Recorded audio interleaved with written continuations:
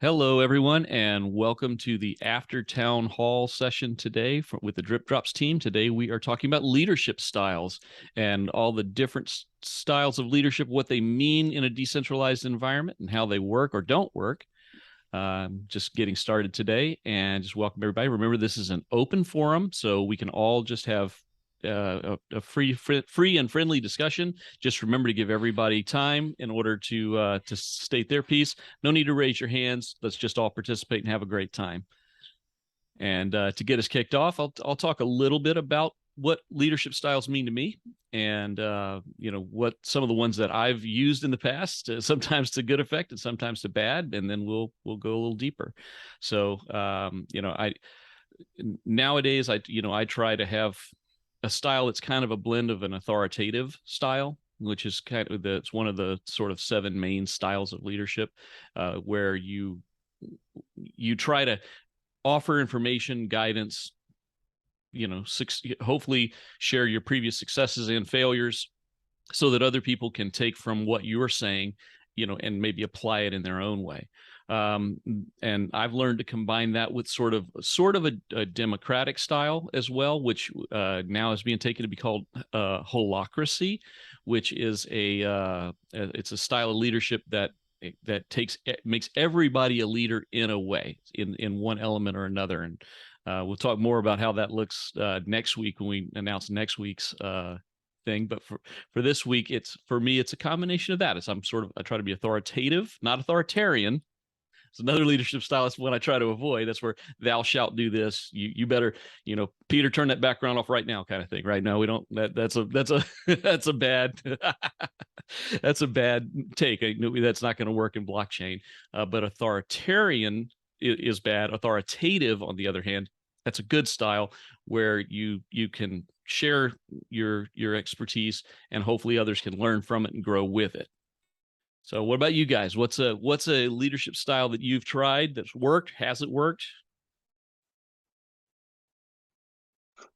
I'm not that refined yet in my leadership skills, but we're getting there. I think when I think about the leadership that I try to embody, it's more along the lines of like I've read, I don't know if you've read Daring Greatly by Brene Brown, I but have.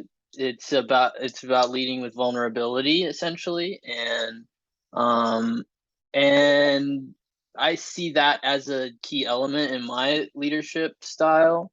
And then yeah, clear clear clear communication. I don't know. The But daring greatly, leading with vulnerability, it is, I think, is that authenticity that a leader provides to a group. If a leader isn't authentic, then that trickles out into the rest of the team. And if you're not leading from that vantage point, no matter whether you're authoritarian or any of these other styles, you're not gonna people are gonna see the disconnects and lose respect and begin resenting you, and you're gonna have problems later on down the road getting things done. Yeah, absolutely. That's great insight, actually. I think I do like Brene Brown. I read her book a few years back now. I want to say it's probably 2016, 2017, something like that, that I got my hands on her book. And it was one of several at that time frame. It was that, and I want to say it was a photojournalist um, from Afghanistan, that he's talking about tribalism and how people coming back to America, that how they needed to have some, a tribe of their own to come back to, and whenever from former military. And so that, with part of my experience being former military, that was a helpful tool. It was those two books, really, they were super helpful for me, and they came right at that same time as well. And mine was actually Brene Brown on YouTube, and her video on being brave, and also on being an extreme introvert, because that's my story. If I'm on a scale from 1 to 10, 1 is introvert, 10 is extrovert. I'm a -3 in real life. So I'm an extreme introvert, big thinker, and it was coming forward with Cardano for Climate was this matter of being brave to come out of yourself and just doing it. And John Buck from Governance Alive, we were part of that first circle. And in this leadership role, I went through hosting, and he said, you know, Melanie, there's times when you have to take the lead and just do it and just say it, but have it held loosely, right? Because otherwise, if we're waiting for everybody to decide on something, nothing gets done. And there's sort of this insecurity. So sometimes the leadership is, yep, let's just go with this. And then if it needs to be changed, that's great to do that too. So, and as far as getting people involved, I feel like it's, Melanie, what do you need help with? And it's like, no, what do you want to do? What do you want to do? Where's your ikigai? What is it you want to contribute? And let's see if we can fit that into our community and into our system. So I feel like those few things have been really helpful for leadership. So, and as far as Governance Alive, I see that in the chat. Our John Buck's going to actually come back in our challenge, Regeneration Opportunity for Cardano, because that challenge itself is all based on collaboration. And, you know, we can get all the systems for voting, everything figured out, user experience. There's a lot of energy being put into this. And I see voting as being a problem. If we could come to that place of collaboration first, so we kind of have to back up and say, how do we actually collaborate? And so, yeah, Quasar, he's part of the team in this, and we'll hopefully have funding for this and make it a model within an experiment within Catalyst, and see if we can do something along those lines. So, yeah. Anyway, sorry, I'm taking over too much time. No, it's fine. Not at all. So I'm hearing from you, I hear flexibility, right? And it's a good quality of leadership. Hearing also that same sort of democratic style that we've been talking about. I think I feel like it's almost becoming a consensus model in blockchain and in open source tools as well. Linux is using similar things. It's, what do you want to do? How do you want to participate? And then also there's this term consent, which came up with John Buck. And that was a term that I didn't quite understand. It's not necessarily consensus, which is voting, you know, majority rules, but consent is actually being in a small group and finding out, Ivan, you know, we're deciding something. Do you agree on this? And with body language, you can tell if somebody's bought in or not. And if Ivan hasn't bought in, you can have an anchor in that ship. And so when you come to, Ivan has an objection, sorry, I'm picking on you or bringing this up, but if he has an objection, you need to deal with this. And then what I find is that when we deal with that, what seems to be something that's holding you back, it actually makes everything even more beautiful, because all of a sudden Ivan's bought into what we're doing. He's made this small picture of what we're seeing even huger. So this whole idea of consent and the whole group coming to agreement is really important as far as I'm concerned in leadership. And John Buck and Sociocracy covers that. Yeah, I'm I'm peripherally familiar with John, and the holacracy stuff talks about some of his stuff as well. And that's one of the areas as well that I was looking at. So the idea there was, they call it tension in holacracy, but it's very similar to that consent model, where tension's not necessarily good or bad. It's just energy. It's just a change that needs to be made. So I like that model, and that's kind of one of the directions that I'm kind of pushing toward, you know, for our team as well. And we've got a lot of buy-in. Like, the team's moving along in a really good direction with it. So that's been helpful for us. You're muted, Kyle.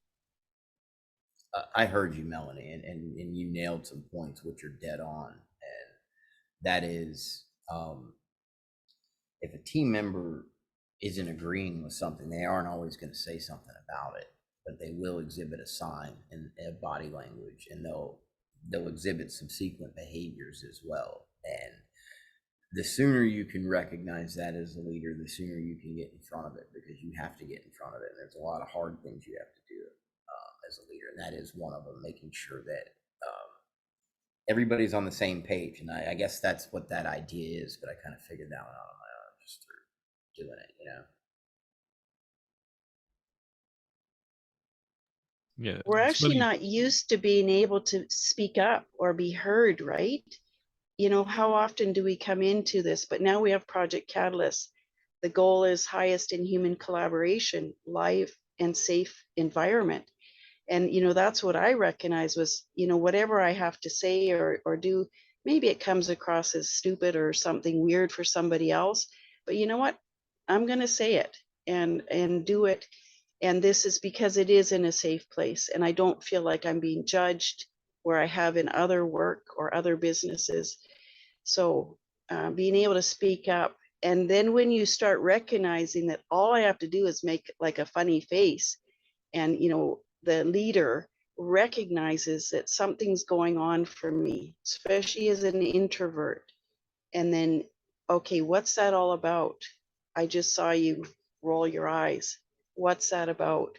And then it's not a negative thing. I like that tension isn't good or bad. It's just something that we have to explore a little bit further.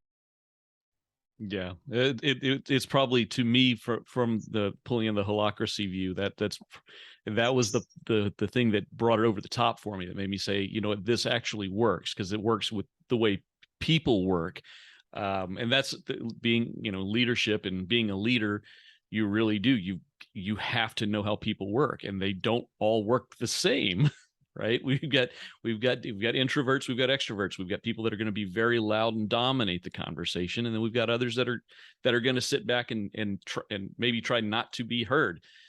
But you want that diversity of opinion, that diversity of voice, and the only way to get it is to bring it out of everybody. That's the role of the leader in this. One of the things I liked in one of the books I was reading on holacracy was they talked about the leader being uncomfortable with the fact that his role was shrinking, but in reality it wasn't shrinking, it was changing. And so sense. yeah, and so it was really cool. And this is the kind of stuff that, you know, that's why, you know, leadership is a great topic right now, and this is a ton of fun to sit down and talk about it, because we're changing the way we interact anyway, with the way blockchain is bringing out changes in what we're doing, the way decentralization is changing the way that we're doing things. So here we are. How do we adapt to this? What are some ways that we can adapt to this?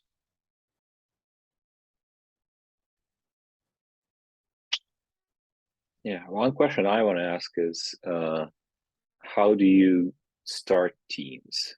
And of course, a connected question is, okay, at the very start, every team is just one person. They're just a leader in a one-person team.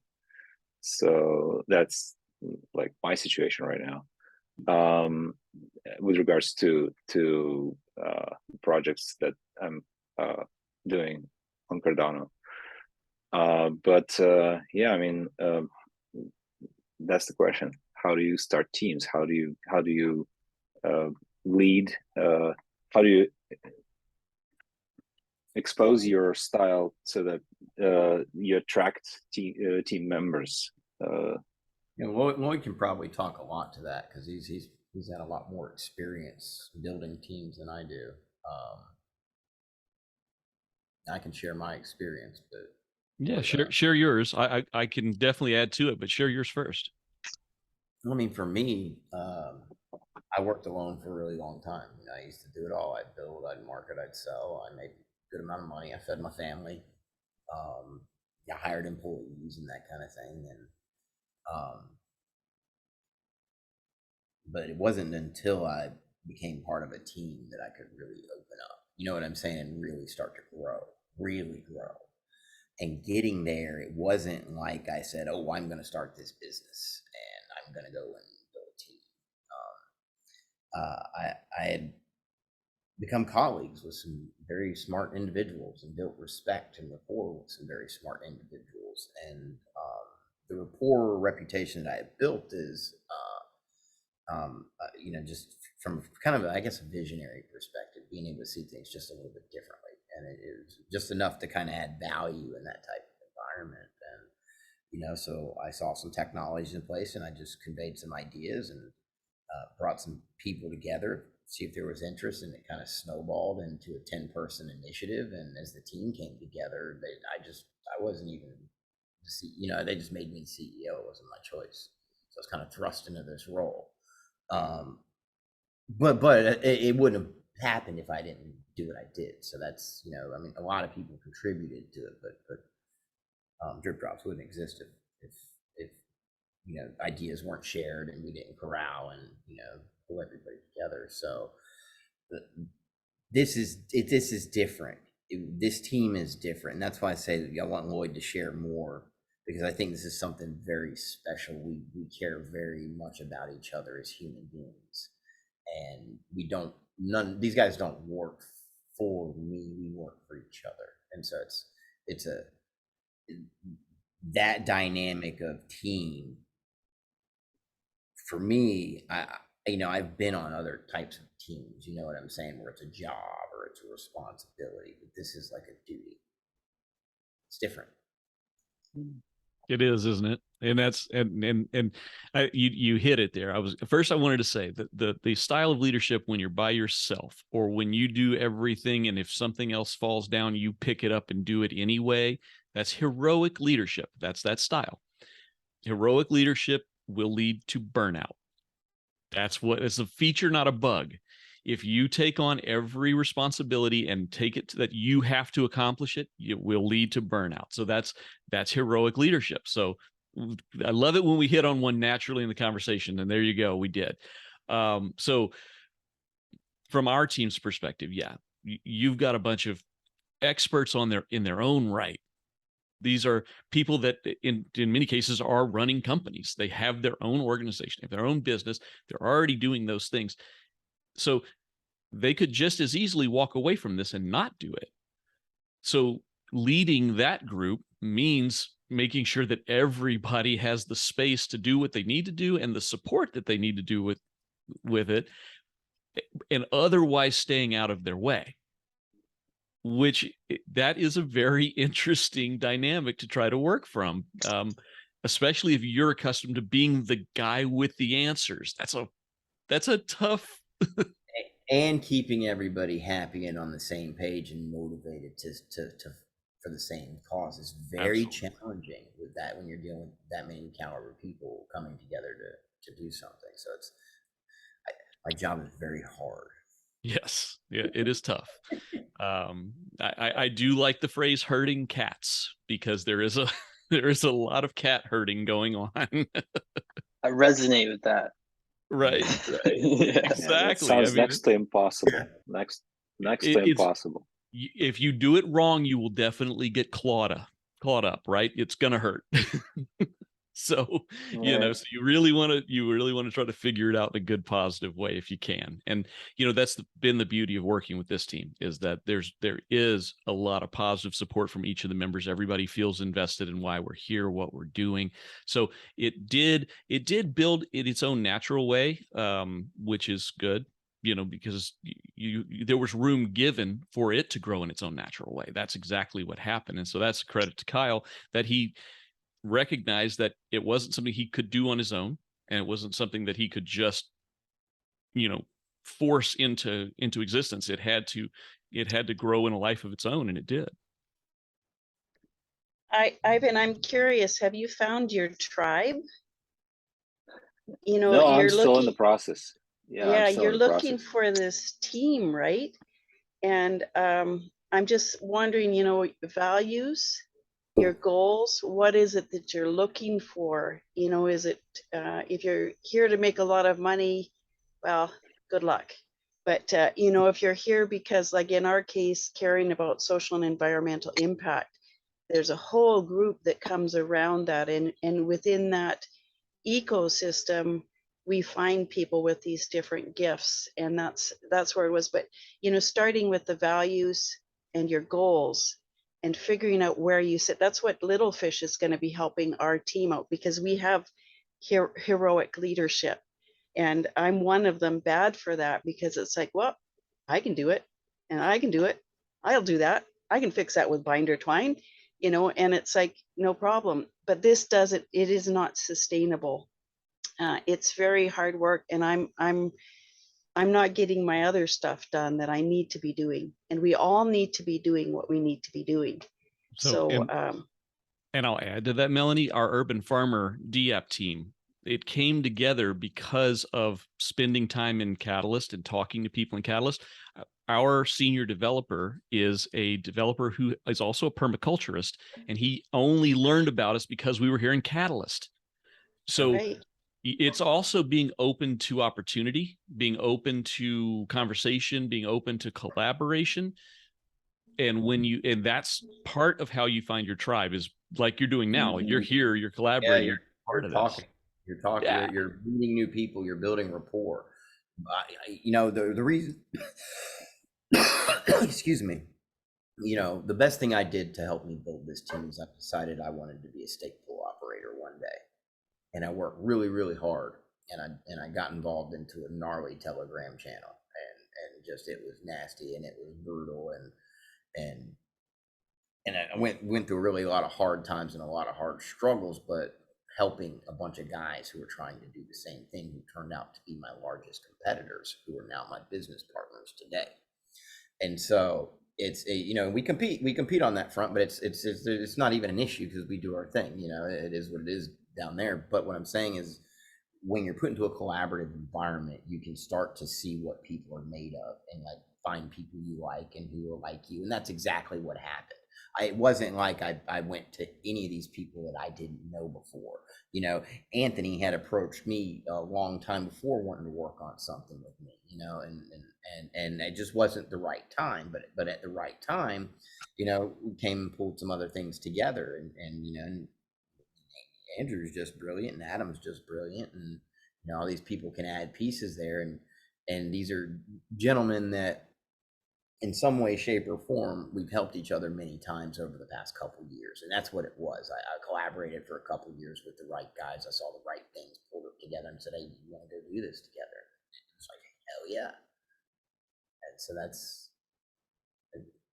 getting it together. It's interesting, because if you don't get it right, it would be a different team. Any one component is gone, it's different. Not saying that it would fail, but it's not the same.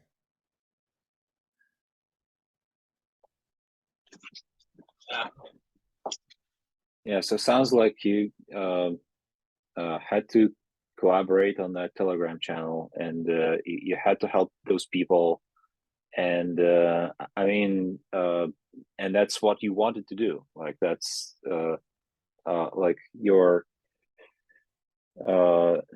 natural desire to do it. Because of the values that brought you there.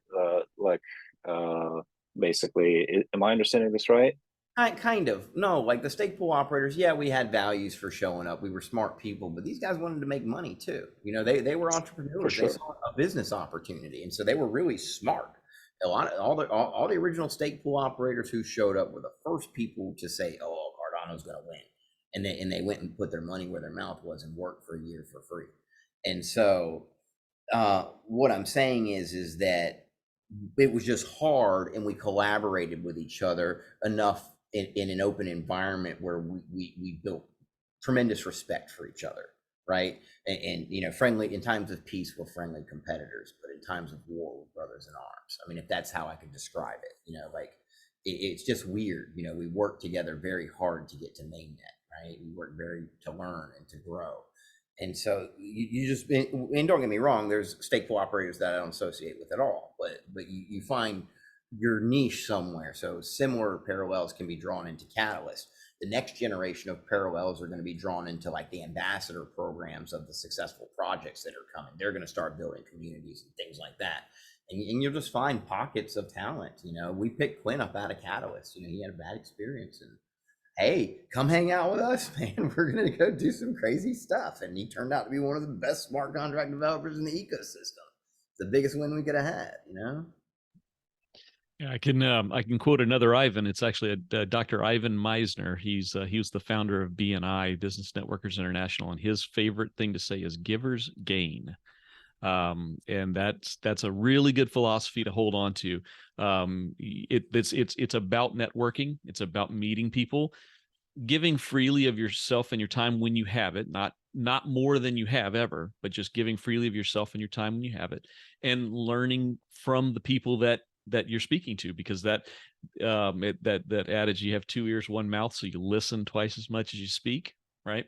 So listen for the opportunities, listen for the people that have, like he was saying, that Kyle was just saying about Quinn. Quinn was looking for something, he was looking for the right thing. He wasn't finding it by himself in Catalyst, but he found it with this team because it was exactly what he was looking for. He was looking for a challenge and a place to be that gave him the feedback he was looking for. By listening for that, he's now on the team, and that's a huge, success. Huge success. Smart contract developers are so hard to find. Man, So yeah, there's I hear also you. there's also these other layers of who we are too, because I know I'm a connector, and I'm just dying to hear Ivan's story. And even Cardano for Climate feels like it's a hallway from one place to another. We're not there as a destination, but we're trying to find people. George came into our group, and man, he's project management material. And it's like, wow, it'd be nice to keep him. He moved on to Conma, but that's where he found his place. He dropped in there, and it's like, wow, this resonates with him. Perfect. If we tried to keep him and hold on to him, that would have been a problem. Ivan, what is your story? Why are you here? Like, what brings you here, and what is it you hope to achieve? Yeah, there's not much to the story, I have to admit. So I first heard of Cardano like as like I actually heard about its existence last spring of 2021, and I listened to a podcast. Somebody was interviewing this guy who was previously with ARK Invest, and he was like very passionate about Ethereum 2.0, and they were also talking about Cardano, and he was like, hey, Cardano is trash, Ethereum 2.0 is almost here. And like he was so, like so poisonous, like so like venom was like literally, I was imagining it was spilling from his mouth about Cardano. And I thought, oh wow, I must learn about it. Like what what is it? So I Googled it up, found some Charles Hoskinson like TED talk, and like, well, hey, this guy is like sounds totally reasonable, like what he's trying to achieve, and like is humble. Well, perhaps, yeah, perhaps he has some abrasive personality, so what? Like started learning more and more about it, and found out like there's like a treasure trove of research, and it's all open. Like you can read it all, and like this actually like nobody knows or cares about it, but it's Cardano is actually like a successor for Bitcoin, like a true spiritual successor, basically. That kind of made me a hardcore believer in this. Like I have to admit, I do believe that Cardano is basically it's gonna make it. So What's so your? Oh, go ahead. I didn't no mean to no interrupt. no, please, yeah, it's fine. What's your tech stack, man? My tech stack? Yeah. Well, I have a ton of experience with JVM, Java Virtual Machine. So I've about nine. I don't even remember how much, but at least 9 years of development on Java, 5 years of Scala, then a couple of years with Clojure, well, Scala and Clojure being functional languages, Clojure being also being a Lisp. So I knew about Haskell before learning about Cardano. So like I was like always thinking, okay, at the back of my mind, like, yeah, I have to learn Haskell someday, just for the sake of it, and just to self improve. And well, yeah, I only started looking into it more closely since fall 2021, and when I actually started listening into the calls of Cardano Catalyst. And then I decided, why not do something? Like, why not write a proposal and maybe try to improve it? Like, and I also saw, like, okay, there's this cross-chain collaboration. Oh, it was not even there. The challenge was not even there back then. But like we and Charles was talking about that the future is interchain. So perhaps we need to do something about it. So I found about Cosmos, and I thought my first proposal was a Cardano Cosmos bridge. Filed it in the Fund 7, but it didn't get funded. So I skipped the Fund 8. I actually had to skip because I'm also Russian, and even if I live in California, I'm like from Russia, and I came to the United States in 2016. So not very long ago, and like Putin was still president, and he still is for like more than 20 years now, and the war in Ukraine started. So I couldn't just do anything. Starting February 24, I was like depressed, and I just couldn't do anything. So I lost a ton of money on the stock market because options expired. I just didn't give a shit because like I was like I couldn't work. Well, yeah, that was very bad. So I no wonder I skipped the fund. But this time, well, I kind of put myself together back when Fund 9 started, and I tried to rethink like what's the fundamental thing that I can improve for cross-chain collaboration. Okay, my previous idea didn't work. It didn't get funded. Maybe it could be funded, but this time. But like I had more ideas, and ideas is something that I like always have. Like there's no lack of ideas here. Can freely share more. So anyway, I decided to come up with, well, Charles Hoskinson's always talks about side chains. So, and well, there's a couple of side chains being developed here and there, but my idea is like, why don't we have this tool which can help anyone create their own sidechain to Cardano? Like, what would happen if developers could just spin up their sidechains just like this? And also, how about like there's a bunch of enterprise developers out there which are not familiar with Haskell, just like me, but they do know JVM based languages and know them a lot, like know them well. So here's the idea: a sidechain SDK that you can create a sidechain yourself and write smart contracts in Java or Clojure, Scala, or Kotlin. So this is the story. So first question is, who's already doing it? Who's the team working on this challenge? I am working on it, and I'm the team. Right, but I have a feeling that throughout Project Catalyst, you will find other people working on this as well, or something similar to it. And that's when you start connecting. I don't know, like you're starting to talk tech and it goes right over my head and I can, but someone here will know who you need to connect with. I think it's worth a That chat might with already be doing it. I think you should probably come chat with us and Andrew. I mean, Cool. Yeah, that sounds awesome. I mean, like, yeah, we all know everything's going to live on layer 2. Yes. We're not looking at it, right? So. Yeah, so I did some research. I read some papers. I was pretty amazed that I could understand them, and yeah, I mean, like,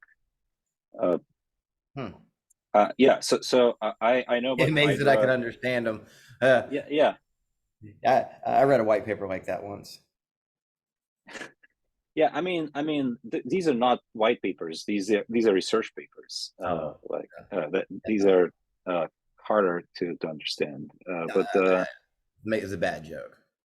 I was referring to Spacepoint's white paper. Yeah. So yeah. I mean, sure. I'm thrilled to talk to you guys. That's thanks for. It's worth exploring. Yeah, there's things we can do. And Andrew's coming from that space, so he builds a lot in Kotlin.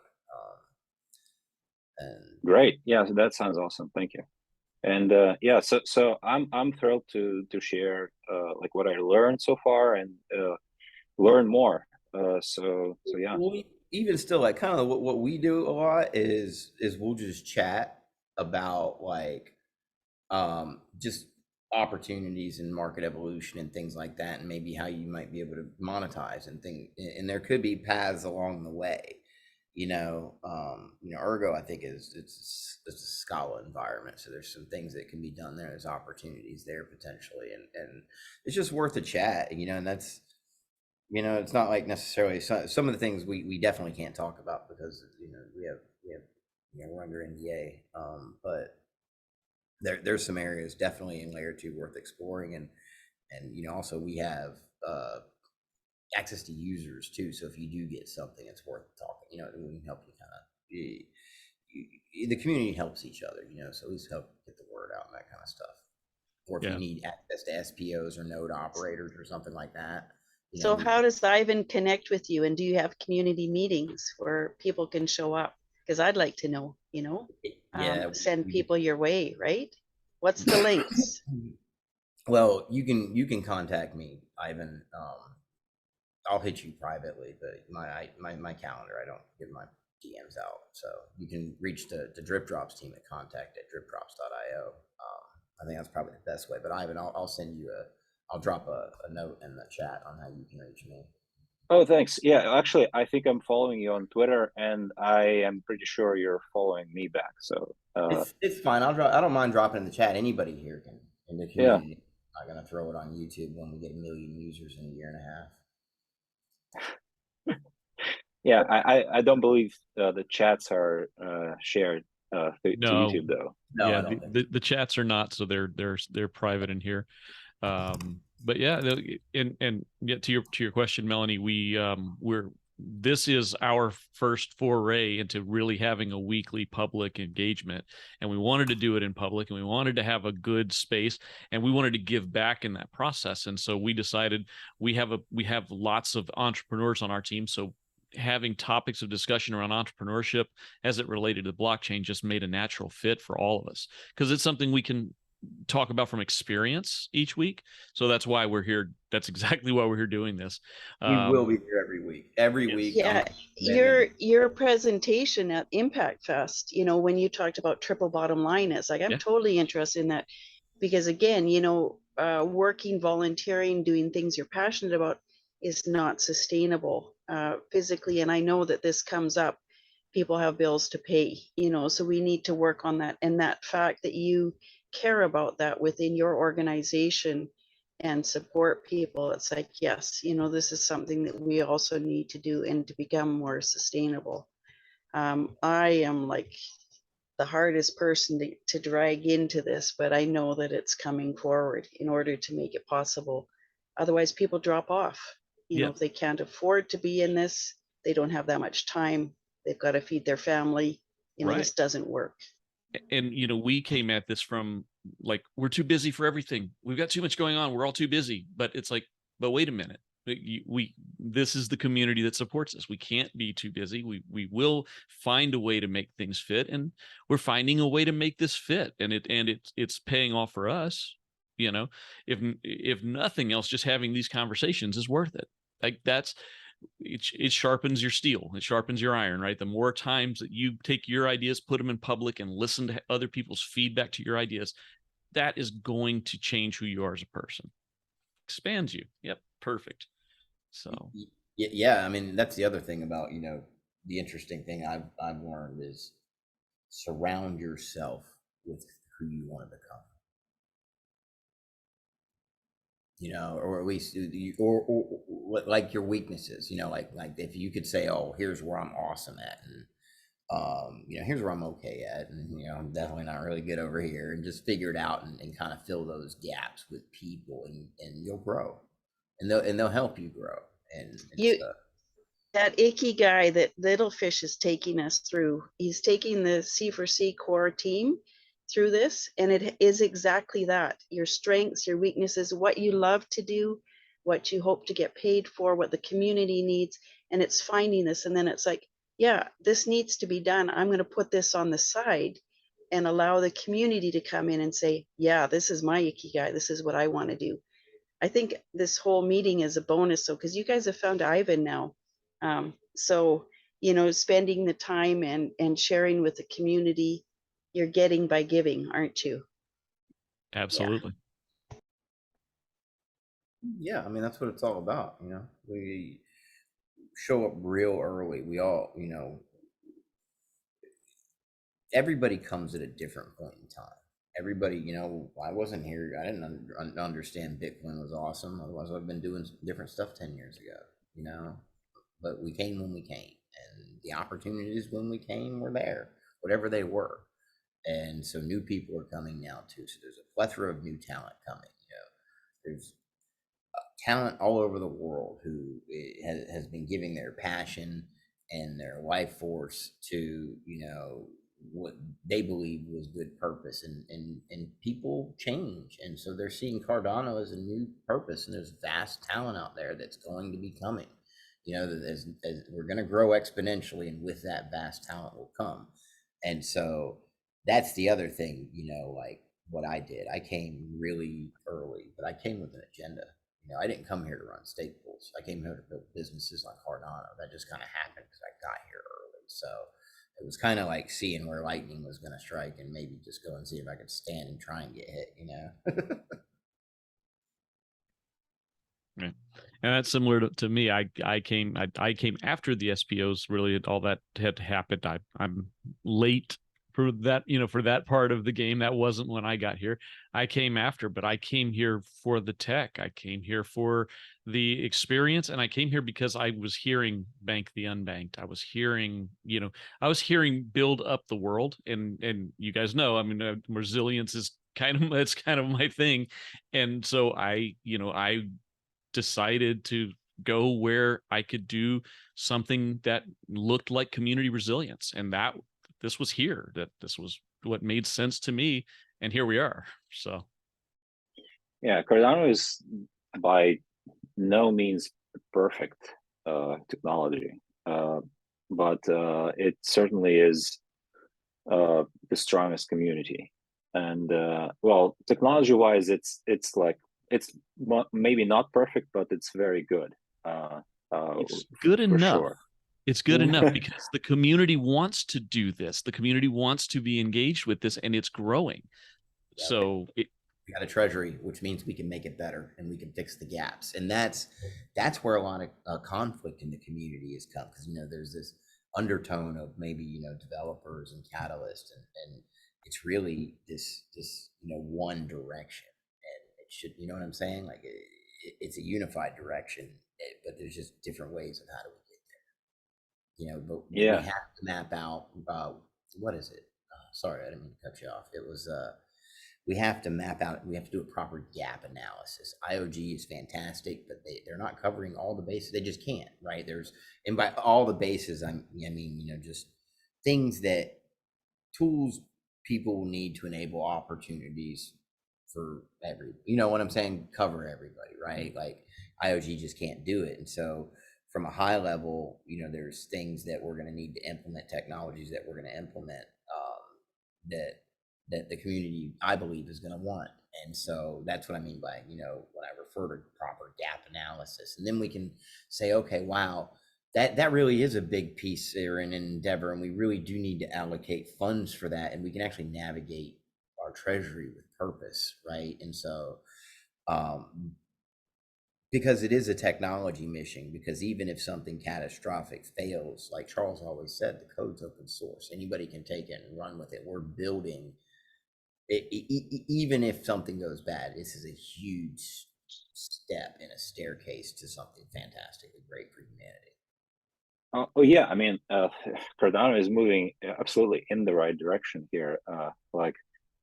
Decentralizing the ownership, decentralizing the control over the blockchain is the absolutely the right way to go. The right way to go. I mean, currently, IOG and Cardano Foundation, well, basically, but mostly IOG controls the fate of the blockchain. It needs to, and they are trying to steer away from it and put governance in place. We're getting there. Yeah, we got to give them some grace. Let them build. I know Charles is building it. They're doing a good job. Yeah, exactly. That's what I'm saying.